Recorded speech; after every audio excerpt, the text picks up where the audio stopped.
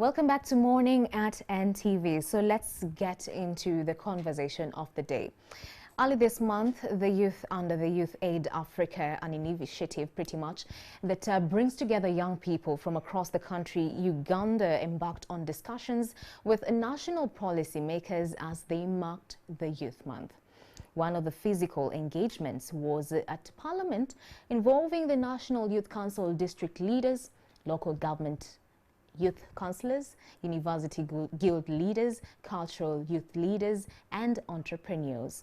This Moot Parliament session had specific objectives, so this morning we endeavour to get into these objectives, what was able to be achieved, and what does the future look like for the youth of this country. So in studios, I'm joined by Mr. Alexander Kyokwijuka. He is the ED of the Youth Aid Africa. Thank you so much for making time and welcome to Morning at NTV. Thank you so much, Amala. Good morning, viewers. Good morning. So we saw also this, the 9th of August. Yep. Yes, the Youth Moot in Parliament. What led to this? And out of these objectives, of course, you're going to go, one by one, just looking at the different objectives that you were able to arrive at. Sure. So what informed this particular Youth Moot Parliament, so to speak? Thank you so much, Mala. Every 12th of August every year, it is the International Youth Day, as resolved by the UN and world over. Young people, government, civil society organizations, business communities join in celebrating this day, and it's a day for us to reflect on the plight of young people across the world. So here in Uganda, last year in 2018, Youth Aid Africa and other partners came up and thought, because last year it was safe spaces for youth, that was the theme. Yes. So we thought that the best way to create the safe spaces was to enable young people break the barriers and go into the national parliamentary chambers and discuss as members of parliament, so that they can pass recommendations and resolutions that we can ask government to, and all stakeholders to take on. And we realized that this is something that actually works. So this year we actually made sure we do a second one under the theme Transforming Education, which was pretty much the International Youth Day theme. And that, just like that, we mobilized young people from across the country and they came to the parliament. Is it just any other event like, is it an event like any other that we see institutions, spearheading? Like, for example, someone would ask, okay, fine, it's one thing for the youth to just go to parliament and, push for some of these legislations to be, embraced, so to speak, or taken up, so to speak. It's another thing for what will come out of that to be implemented and taken up.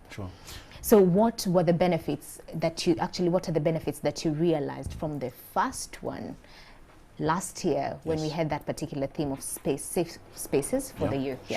Thank you. You realize that last year we had a number of issues that we raised on the floor of parliament.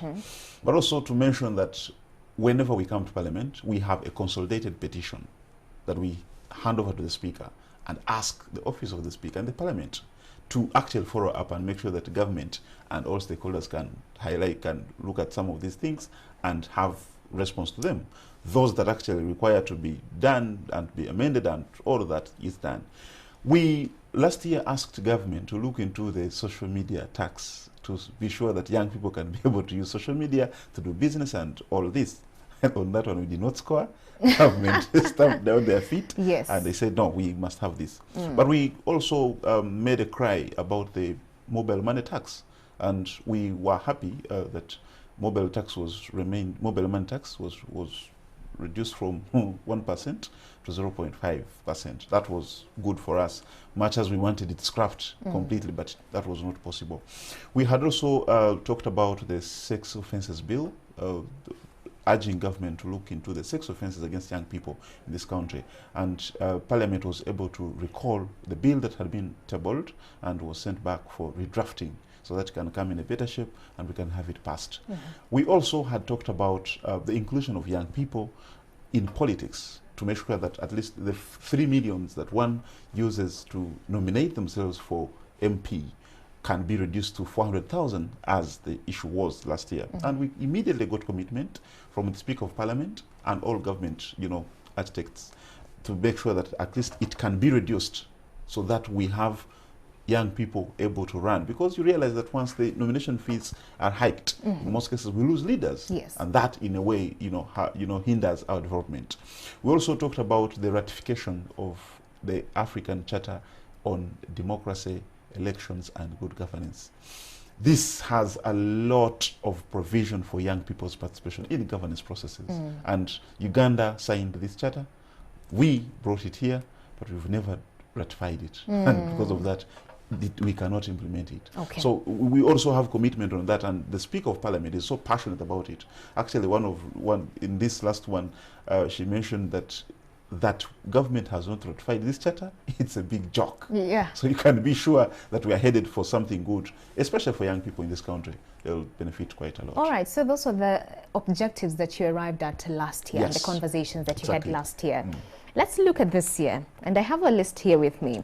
Now, the first objective that you were able to arrive at this year is to open safe space for youth and young people to freely debate on critical issues affecting them as young people, but also as a country. On this one, last year, something that was in line with this one, or an objective that was in line with this year's, is that conversation on social media. Just the other day, we saw the UCC proposing to actually regulate, monitor, and register social media influencers. Still touching on social media, we know that unemployment is a reality in the country, and a majority of the young people are saying that, hey, I have this talent, let me go to social media. And as a result of that, because of the good content they churn out, then they ultimately have a majority, actually a huge following on social media. So we were having a conversation with some of them here in studios a few days ago, and they were saying that it is already enough that they're taxing social media and all that. So what's your conversation on this, and what's your take on this one, especially now that we have the first objective pretty much tallying with what you had last time, and still seeing government moving to, still touch on that one source of survival for a majority of the young people who are saying that the white-collar jobs don't cut it for them? Number one, our focus really was to make sure that we can be able to access the parliamentary plenary chambers. That place is one of the places where the most important decisions in this country are made. Now, our focus was, number one, to get there, and we got there. And we are able to elect a speaker and have young people present issues, and we discuss freely with them, and then we can be able to make resolutions, which resolutions we pass on to the national parliament for consideration, and some of them for adoption. Number two, once we are there, then most of these things can come up. It is true that we also we realize that most of the young people, for instance, young entrepreneurs, I am an entrepreneur, and I know that we do a lot of work on social media.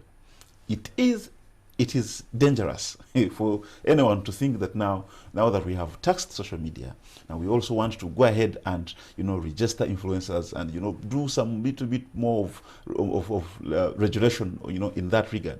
It is not fair, and I can assure you that we are not seated.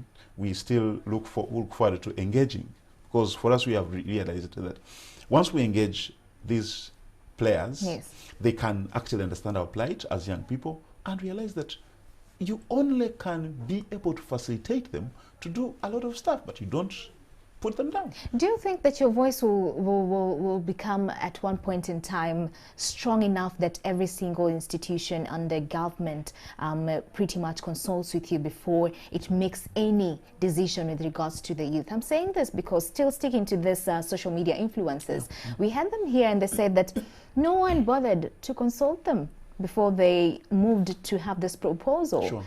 So do you think the youth are at one point in time, maybe in the future, going to have that strong a voice that every single entity will say that, hey, before we even think of anything, let's consult first with the young people? Thank you. Mala, young people in this country make up 78% of our population.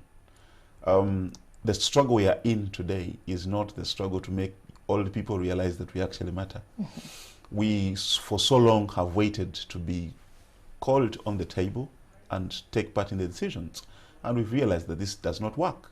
No one is willing to actually call you and say, Mala, hey, there's a cake here, please come and we slice it and eat it.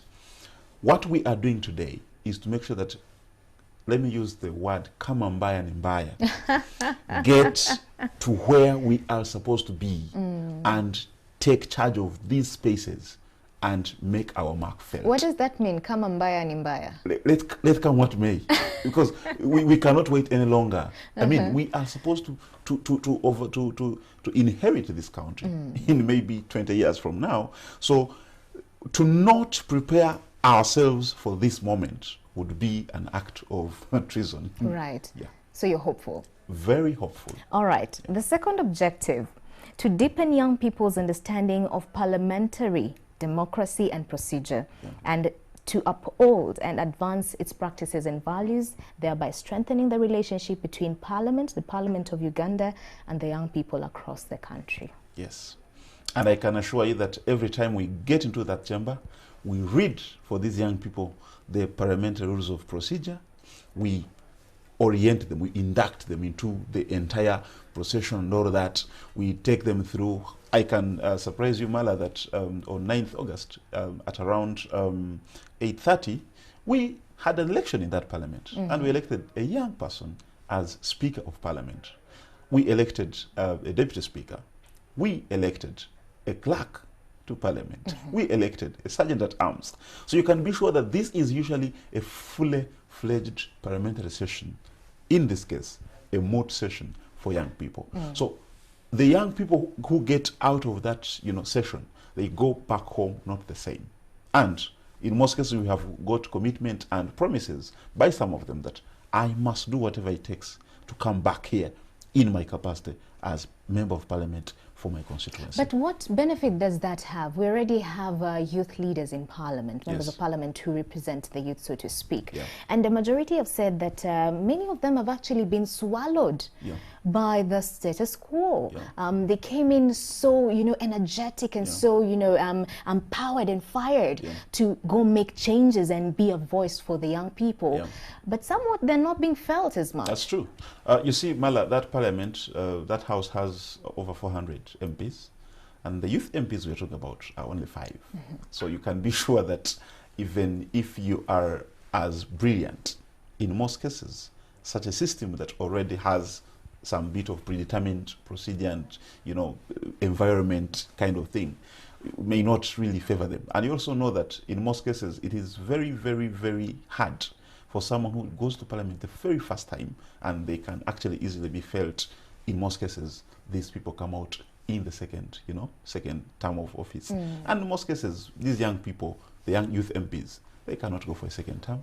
So in most cases, they just come, and it has become just a breed for MPs, who go through the youth MPship and then get into constituency. Can that be changed? Because especially if we have this second objective to ensure that some of them are actually oriented to the realities of being a leader in Parliament. Sure. Can that be changed? So we just, move away from that wave. They come in, they go. They come in, it's okay, they go, and that's it. Exactly. You see, our focus now is to make sure that we don't create very many youth MPs, but very many youthful MPs. So that even if I come from Chigarama in Ndorwa East, I'm 30 years now. If I can contest next year, I will be 31. Are you contesting? Well, I'm not. If I can contest, and at 31, I come to Parliament to represent my constituency in Ndorwa East. You can be sure that I understand the plight of young people. So in addition to serving my people in Ndorwa East, I should be able to understand the issues affecting young people. And that is what our struggle is. So what you're saying is that for these youth leaders to actually make an impact, they need to, rally up with the youthful leaders to be able to push their agendas. Exactly. Don't just go in, sit there, make sure that you hold forces. Yes. And also, apart from the youth MPs, Mala, you realize that there are very many youthful MPs in Parliament. And several times they have been there at the forefront for issues of young people. So we still think that we can create a pool of them, and this can help a great deal. So that one time you realize that maybe 80 or 90% of that Parliament are people below the age of 35.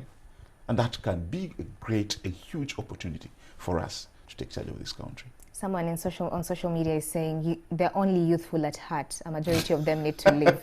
Do you think we'll ever wake up to that reality when we have a majority of the members of Parliament be in that bracket of young people? We have started a discussion as young people, and we realize now that it is more urgent than ever before, that we need to get up and get into these things and get into these spaces and influence. Okay. Yeah. Objective number 3, to mobilize and catalyze the meaningful participation and contribution of young people to governance, development processes in Uganda and East Africa. Yes. And I can tell you that we were able to get representation from all districts of this country. Yeah, the over 380 young people that we have in that parliament, they have representation from every corner of this country. And the issues that we discuss have the voice from Kotido, from Kabale, from Chisoro, from Kasese, from Soroti, and from here, Kampala. So you can be sure, I think it is the best.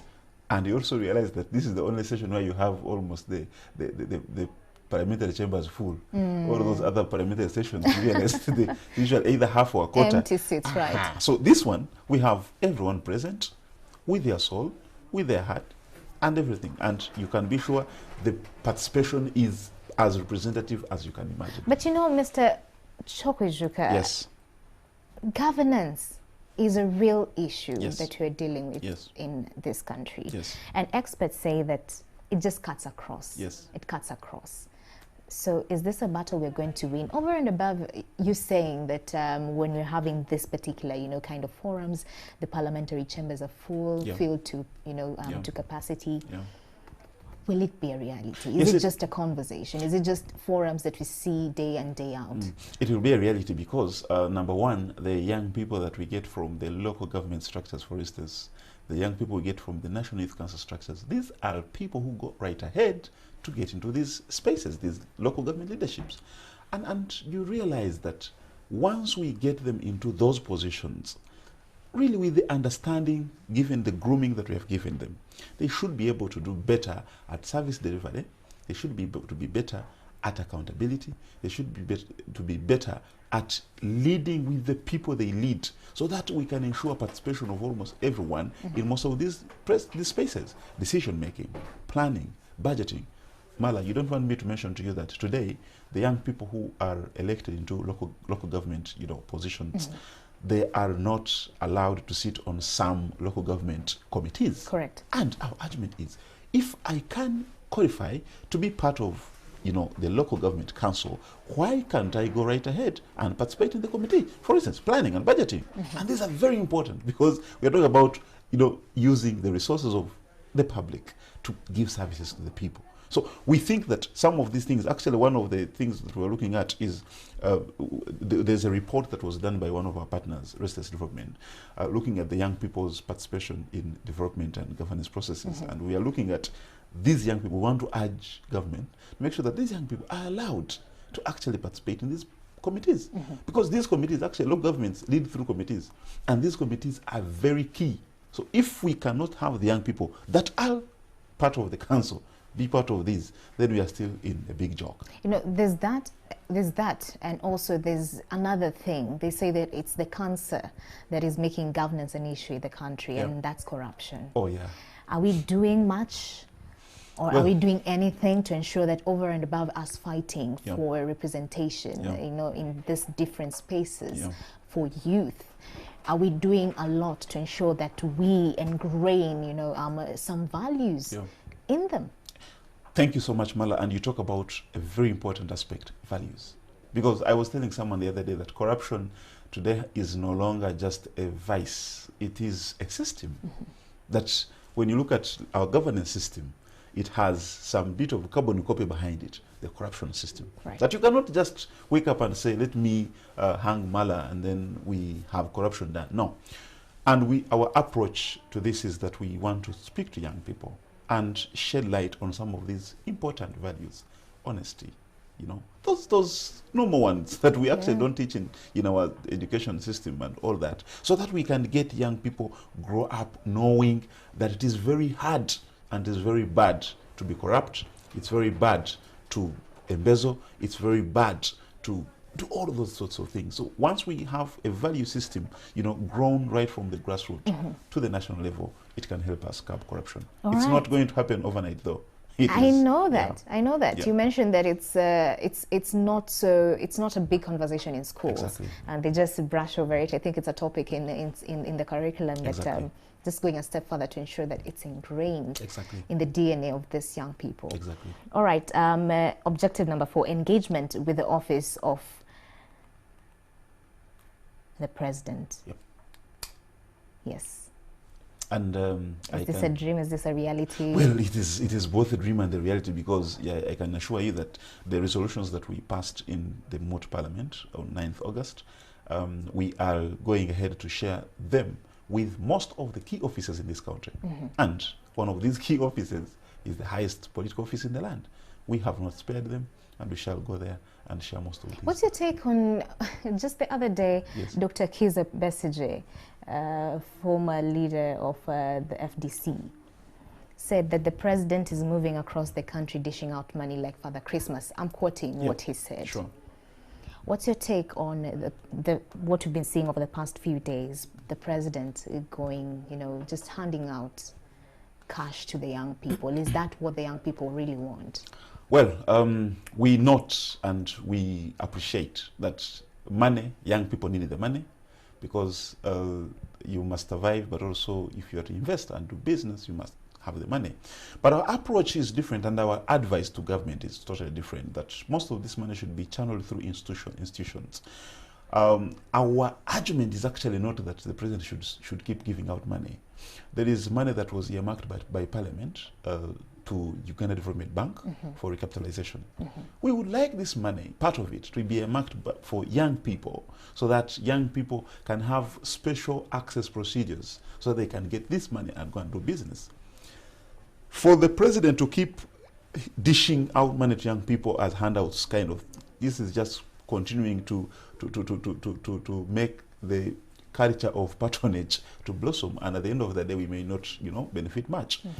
The Youth Livelihood Program suffered the same hitch that the powers that be, the implementers, used that kind of approach, that they gave money to only the young people they know.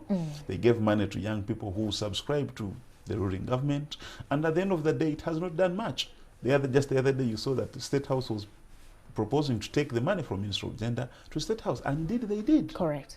So at the end of the day, if we can empower institutions and channel all this support through institutions and have the capacity of young people built through training and all that, that's the best way we can have much of this. So it's not about just access to credit, affordable credit. It's also about skilling. Yes. Because we were having this conversation and the young people are saying, hey, it's okay, you can achieve that by making sure that credit is accessible to a majority of them. Exactly. But is the environment to do business favorable for them to thrive? That is another question.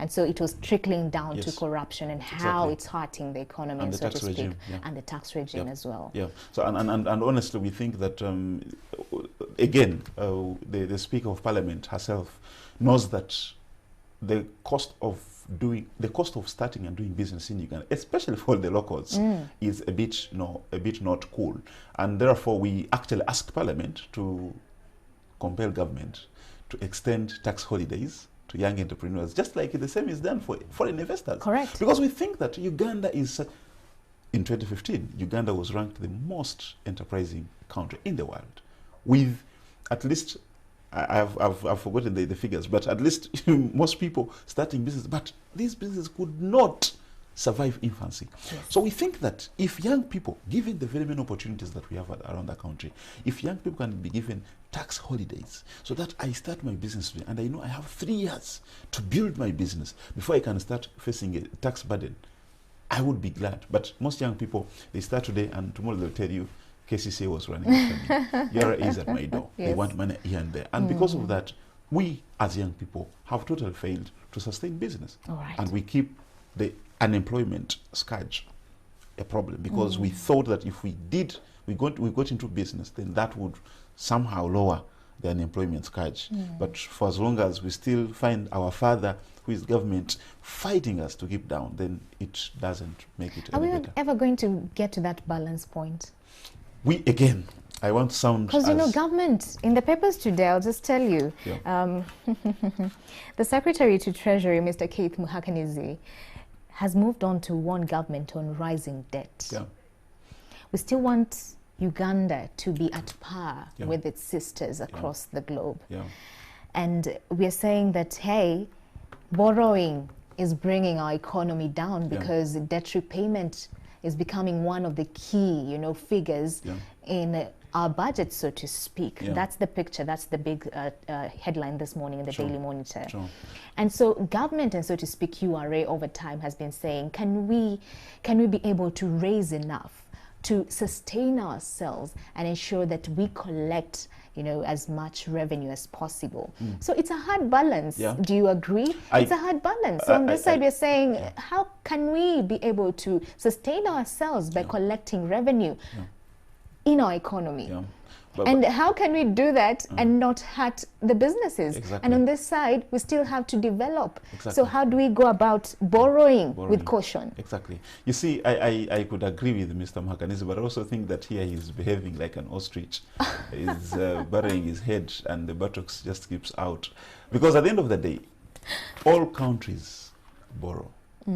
And indeed, all businesses borrow. And all institutions borrow. All of us borrow. The question is, what do you use the borrowed money for? I wish Mr. Mhakanizi warned government about the irregularities and the embezzlement, the mismanagement and the misappropriation of public funds. So the issue is not borrowing. The issue is not borrowing. The US is the biggest borrower in the world. See where they are. The most important thing is us being able to put what we borrow to good use. Not making this money end up in people's, you know, pockets and people's, you know, private resorts. And at the end of the day, we realize that government is unable to pay back. Corruption. You know, corruption, yes. Thank you so much for coming in studios. We do have a point of 5 and 6, all pointing to what we've already discussed so far. But we wish you all the best. It's not an easy battle. Thank you so much. Wow, especially just having, you know, leading the young people who are so disgruntled and saying that, hey, we need a solution, a lasting one at that. So you're saying corruption is the big bull that you're fighting. Okay, thank you so much for coming in studios, Mr. Alexander Kyokwijuka. Thank you so much. He's the Executive Director of Youth Aid Africa. Thank you so much for making time. Thank you so much. Keep your views coming. The hashtag is Morning at NTV. I don't know if I can keep you here because the other conversation we're getting into is feedback coming on social media with regards to a particular report that was released yesterday telling us that a majority of Ugandans, who we know a majority are the youth now based on the statistics we have, are worried about post-election violence come 2021. But hey, let's see after this break. Good, thank you.